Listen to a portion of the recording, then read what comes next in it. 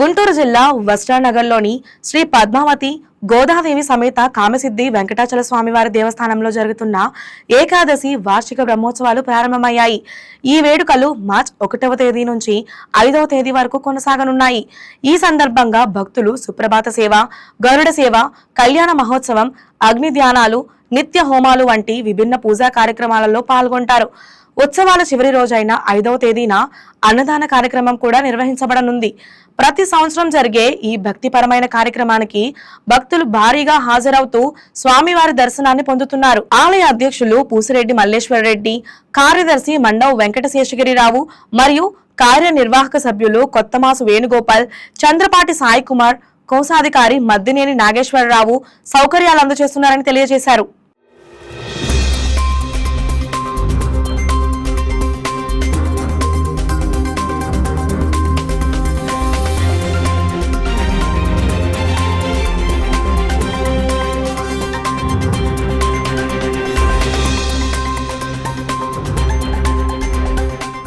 నంది వెలుగు రోడ్లో ఉన్నటువంటి శ్రీ పద్మావతి గోదాదేవి సమేత కామ్యసిద్ధి వెంకటాచల స్వామివారి దేవస్థానం నందు కమిటీ సభ్యులు రేపు జరగబోయే 5 రోజులు మహోత్సవ కార్యక్రమం జరుగుతుంది. దానికి సంబంధించి వివరాలు తెలియజేస్తున్నారు.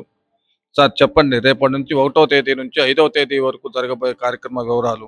ఈ యొక్క దేవాలయం పద్మావతి గోదా సమేత కామ్యసిద్ధి వెంకటేశ్వర దేవస్థానం ఇప్పుడు 11వ బ్రహ్మోత్సవాలు జరుగుతూ ఉన్నాయి.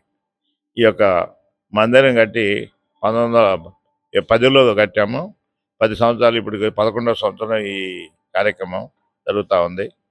ఈ కార్యక్రమాన్ని ఈ రోజు నుంచి అంకురార్పణ పూజా కార్యక్రమాలు జరుగుతాయి, యజ్ఞాలు జరుగుతాయి. నెక్స్ట్ రోజుకు ఈ 5 రోజులు యజ్ఞాలు, ఆ స్వామివారి యజ్ఞాలు జరుగుతాయి.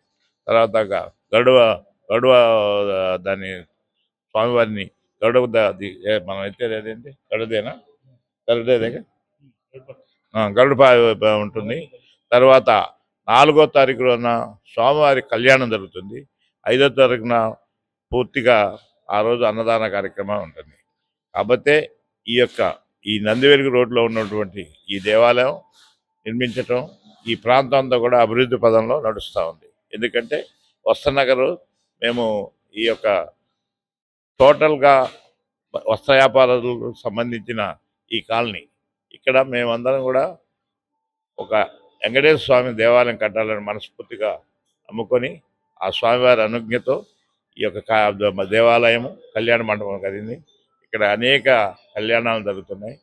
స్వామివారు కూడా ఈ దేవాలయంకు ఉన్నటువంటి ముఖ్యమైన ఏమిటంటే 4 బజార్లు, మాడవీధులు, 4 మాడవీధులు ఉన్నాయి, 4 వాకిళ్ళు ఉన్నాయి.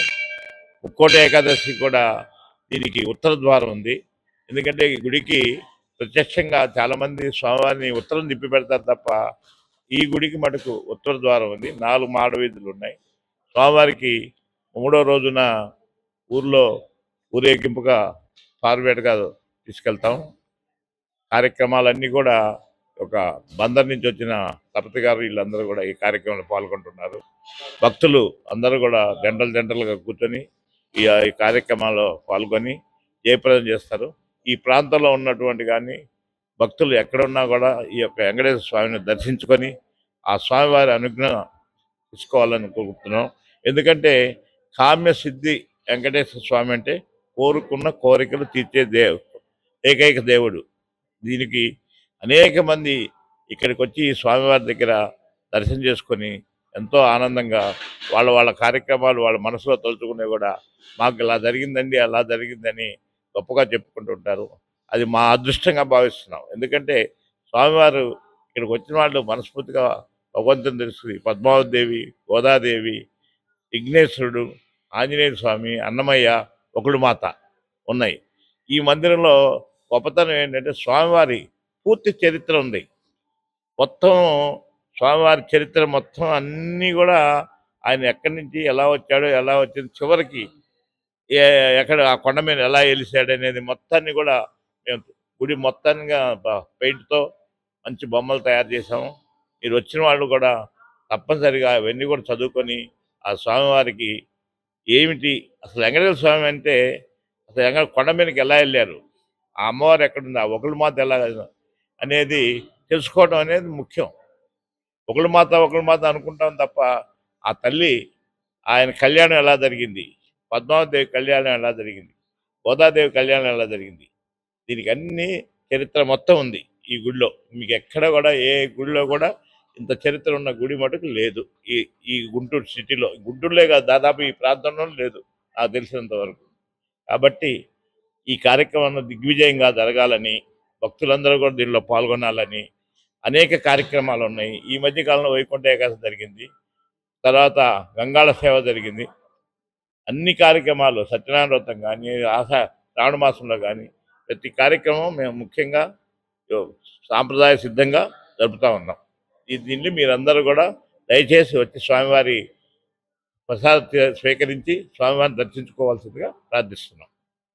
ఏకాదశి బ్రహ్మోత్సవాలు మార్చి 1వ తేదీ నుంచి 5వ తేదీ వరకు భారీ ఎత్తున బ్రహ్మోత్సవాలు జరుగుతున్నాయి. కావున గుంటూరు వస్త్రానగర్లో ఉన్నటువంటి ఈ ఆలయానికి ఎక్కువ మంది భక్తులు వచ్చి స్వామివారిని దర్శించుకొని దేవుని కృపకు పాత్రలు కావాలని చెప్పి ఆలయ కమిటీ సభ్యులు తెలియజేయడం జరిగింది.